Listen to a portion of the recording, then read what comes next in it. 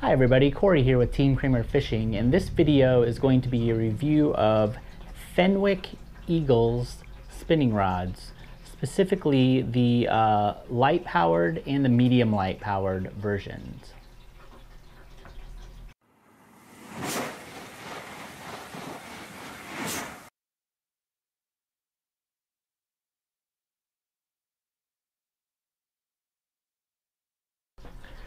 Alright, so I've been doing kind of an intense testing of light power, 6-foot light powered rods, and trying to find the best sort of multi-purpose, multi-species rod in that range that I could find. So far, the kind of reigning champ that I've found, and I've done a review on it, is Shakespeare's Ugly Stick GX2, 6-foot, medium power, and I would call this a moderate action rod. And I have a whole video about this one. This is sort of the champ right now, and I'm testing some other rods to see if they can kind of dethrone it or at least get, equal to it. So I picked up this Fenwick Eagle. First impression is that it's a really pretty rod. It has a nice gold color, gold and black. It looks really good, so that was wonderful. Also, the guides look like they're metal guides. They're very similar to the ones that are on the GX2, but they're a little bit thinner and a little bit lighter. So I haven't had any problems at all with any of these guides at all, and they've worked fine. They do collect a little bit of gunk, and they kind of get a little bit of corrosion on them. So I haven't cleaned mine at all really, but you might want to spiff them up every now and then just so the line doesn't have as much abrasion as you're casting. But again, haven't had any issues with the guides. They work fine. The real kind of differentiating factor, or one of them, between the two rods are the handles. Now they both screw down from the top. Take a look at this one, which I like because I hold my rod usually just like this. I know some people have kind of different grips. I like to get my hand right there so I have a good grip, because they're not big, long, heavy rods, so you really need to hold on tight if you catch a big fish on them. But the great thing about it is this is called a burled cork handle, and it's really, in my opinion, it's really a pretty. It's well designed, it looks cool, it's kind of something different than the normal cork handles that you would get. It's held up really well, and just the ergonomics of it, see how it gets a little bit wider here, like right when you're trying to grab it, compared to the St. Croix that I reviewed, I think in my last rod review. This is just, light years better, okay? It fits right where your hand is going to grip. It's a little bit narrower down here where you're not necessarily gripping. You might be casting or something, but it's super comfortable, and it's what a spinning rod should be, in my opinion. So it's a lot prettier than and I think just as durable, because these I think EVA foam or foam handles, they're pretty nice and pretty durable, but they do wear and get kind of grimy and stuff after a while, and they're not very pretty. So I definitely think that the Fenwick is a step up in that regard. Now, one issue that I have is that this is a light moderate rod, or that is what it's sold as, but there's such a variation between companies that I actually consider this ultralight rod. And let's go outside and I'll give you a demonstration of why I think that. Alright folks, so what I have here are 3 of the different rods that I've been using. The first one is a light power rod. The second one is also a light power rod. And the third one from us is a medium light. So what I'm trying to show here is that there can be a lot of variability between different rod manufacturers or different brands in terms of kind of the power. So what I've done here is I've attached 8 ounces of weight to the end of each of these, and so the first one is the first Eagle Fenwick that I got that was light power, which is generally what I fish is light power. But what I found out when I got it was that it was really an ultralight. And I even have this rod tilted, angled up higher, because when I first put the weight on, it just went right to the ground. So it's barely kind of hanging off the ground, but you can see the sort of arc. Let me get a little closer here.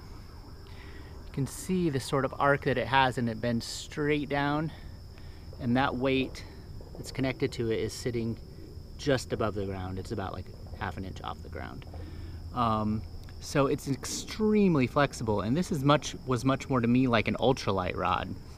And so I decided to step it up just a little bit, and I got the medium light, which is the one back on the third one from here, the medium light powered Eagle. These are all 6 foot. Other than the power, that one is exactly the same as the first one. But as you can see, the arc on it virtually matches the Ugly Stick. I mean, they are very, very similar. And you can see the weights are dangling almost the exact same height there. The tips of the rods are almost even. There's a slight difference in the arc of the rod. And that has to do with the action. The Ugly Stick I would call more of a moderate action, and the Eagle is a fast. But you can still see they're very, very, very similar, even though one's a medium light and one's a light. So I consider that Eagle medium light to really be a light power, and I consider the Eagle light to be an ultralight. But this little bit more backbone here, just at this part, still has a lot of flex down at the bottom when you're actually fishing with it, but it's not quite as even as the Ugly Stick. So just a little bit of difference between the two. And that's the main thing that I wanted to point out here, was there can be quite a bit of difference between manufacturers, even though they're labeled certain ways. So even though the rod that I'm talking about, the 2 rods I'm talking about today, I have a medium light in there, to me that's really a light and fits right into the same category as the other rods I've been talking about. Okay, so now I have the medium light version in my hand, and this is the one that I've been using as my primary cast and retrieve rod for the past couple months. And it's just about a perfect rod, even though it's a medium light fast action, which I have critiqued some other fast action rods before because of where the bend is. This one appears to be about right, given the power of the rod. So even though it's fast action, you still get some bend down in here, enough because it's light power and it's just not that thick of a rod that it spreads it out, but it does give you some control of the fish. So it's not as a moderate bend as the Ugly Stick, which most of the time I like. It gives you a little bit more control of the fish. You can guide the fish around a little bit more, just because you have a little bit more stiffness here in the middle. Now the downside compared to the Ugly Stick is that this rod is it's not as durable. I haven't had any problems with it. I haven't broken any, and I've broken plenty of rods in the past year. So that alone says that, you know, it's not cheaply made. It's not just going to snap for no reason. But the first one I ordered actually came damaged, and I had a chance to look at it. It looked like it had been run over by a forklift, so it didn't have anything to do. The box was crushed, and I ended up sending it back.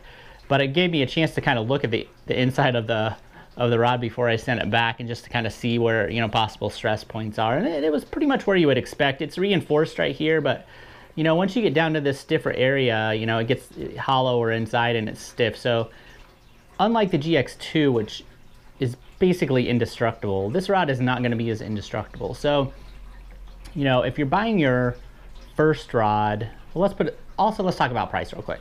So this is like $52-ish. The GX2 is like $40, so you're spending an extra $12. I think in most applications you're getting a better rod, at least in terms of just how nice it is to use and how nice it looks and the overall performance. This one casts a little bit farther. Now the light version, which is really an ultralight, will cast your small lures a country mile. So if you're going out and you're crappie fishing or something like that, you should really consider the light powered one. I couldn't believe it. I had to really adjust my cast because I was like just overshooting everything I was trying to aim for when I first got that rod. This one is much more similar to what I've experienced with other 6-foot light powered rods. But so you're paying $12 more. You're getting a better looking, better feeling rod, but I would say a slightly less durable rod. So if you only have $40, you know, and you can only afford one rod, or you're just starting out, I would say get the GX2, spend a little bit less money, get something that is utterly, you know, practically unbreakable, okay? Because you don't want your rod to break and not be able to fish for a while until you get enough money to buy a new rod. And then what I would do is on my second rod, I would get one of these. And so if you're ever out fishing, you can use that GX2 to fish for those bigger like catfish and stuff like that. You can do what I do and put like a bait runner reel on there, let it soak in the water, and use that for your catfish and your carp and your things along that nature. And then for your cast and retrieve rod, when you get your second rod, I would pick up this Eagle, and it's going to be pretty tough to top for the money. I'm going to keep using it. If I have any durability issues, I'll come back and we'll talk about those on the channel. And I'll leave a link up in the description where you can pick one of these up on Amazon. But yeah, overall, just fantastic, lightweight. I mean, does everything you want it to do. No complaints at all. So definitely another rod on the list that you might want to check out, and that's the Fenwick Eagle spinning rod. This one is,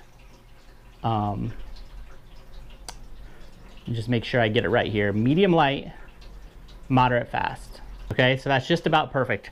That's closer to the end of what most people recommend. I've made videos before where I say light is usually better. But again, given the variation of the different rod companies, the medium light, 6-foot, moderate fast is just about perfect for almost any type of fishing you want to do until you get up into the bigger fish. And then I would get something that's maybe a little bit more durable, or if it's your first rod, get the cheaper, more durable, and then later on step up to the kind of prettier and just more aesthetically pleasing Fenwick Eagle. But overall, very impressed. Definitely consider buying one of these if you haven't got one already. Thanks for watching Team Cramer Fishing. If you want to watch me fish with these, I make all kinds of fishing videos, at least a couple times a week usually, and you can see what kind of fish I'm catching with all this gear, or go back and look at my old videos and see all those. So this is all stuff I actually use. I buy it all with my own money. I'm not sponsored by anybody. So there you have it. If you like the channel, give a like and a subscribe, and I'll see you guys later.